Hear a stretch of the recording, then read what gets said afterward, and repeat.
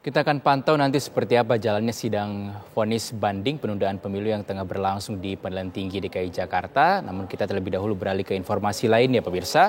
Sebuah cuitan berisi tangkapan layar mengenai dugaan kebocoran dokumen hasil penyelidikan KPK di Kementerian ESDM menjadi viral di dunia maya. Ihwal skandal bocornya dokumen penyelidikan kasus itu diungkap oleh akun Twitter @rakyatjelata. Dalam cuitannya, seorang pimpinan KPK berinisial F dan M diduga membocorkan dokumen rahasia hasil penyelidikan kasus di Kementerian ESDM. Dokumen rahasia itu ditemukan tim penindakan KPK ketika menggeledah kantor Kementerian ESDM pada 27 Maret 2023 lalu.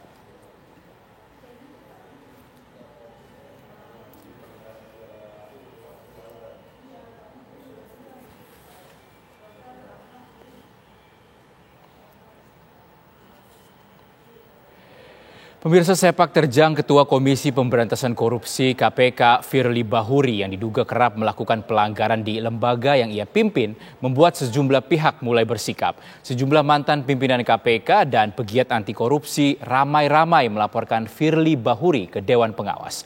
Para tokoh ini mendesak Dewas mencopot Firly dari jabatannya lantaran diduga telah melakukan pelanggaran etik dan pidana.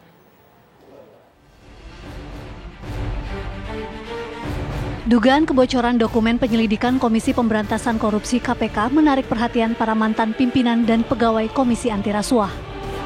Mereka ramai-ramai melaporkan Ketua KPK Firly Bahuri ke Dewan Pengawas.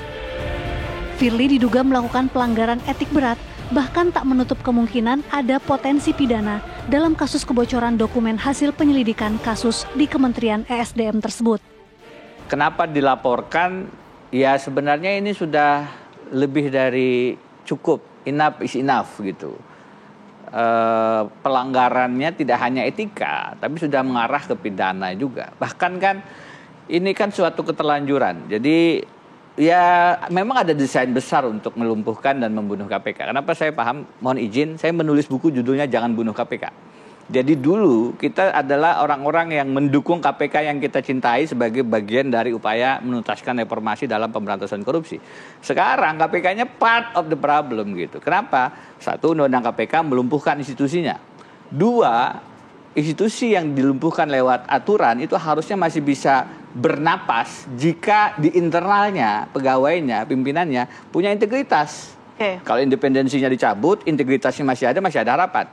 Tapi pun pada saat seleksi terpilih orang-orang seperti ini yang kemarin Pak Budi Santoso mengatakan pernah disidang dan dikeluarkan hukuman berat. Oke, itu yang waktu lalu ya. Kita fokus sekarang Bang Deddy untuk yang kemarin pelaporan itu memenuhi unsur pidana itu. Yang mana? Oh, unsur pidananya yang satu. Mana yang memenuhi? Ya ada beberapa, ada 4. Tapi pada elemennya adalah satu, bertemu dengan orang-orang yang terkait perkara. Itu pidana tuh. Ancaman hukumannya 5 tahun. Kedua, membocorkan dokumen rahasia. Ya, ini ada dugaan dalam kasus yang Kementerian SDM, ya kan? Kemudian terkait dengan menghalangi penyidikan. Mantan penasehat KPK Abdullah Heha Mahua menyatakan Firly bukan kali ini saja melakukan dugaan pelanggaran etik berat. Dewas pun didesak menjatuhkan sanksi berupa pencopotan dan pemberhentian secara tidak hormat kepada Firly. Outputnya adalah minimal sudah Firly dipecat dari pimpinan KPK dan maksimal dipidanakan dalam proses pidananya, artinya dipenjarakan.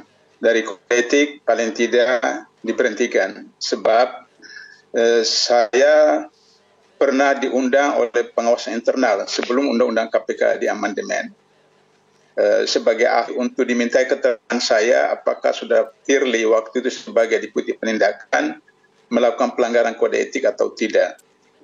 Ketika saya sampai di tempat di pengawas internal, sebelum saya diajukan pertanyaan, ditayangkan video singkat. Ada 2 video singkat. Kemudian saya katakan, ini bukan etik, ini pidana. Kenapa pidana? Karena menurut undang-undang KPK, orang KPK itu tidak boleh berhubungan dengan tersangka, calon tersangka, saksi, calon saksi, dan keluarga, langsung maupun tidak langsung. Di video itu saya lihat dia dua peristiwa berpelukan dengan gubernur yang sedang diawasi oleh KPK. Tak hanya dugaan kebocoran dokumen hasil penyelidikan, Firly Bahuri juga dilaporkan atas dugaan pelanggaran etik dalam kasus pengembalian Direktur Penyelidikan KPK Brigjen Endar Priantoro ke institusi Polri.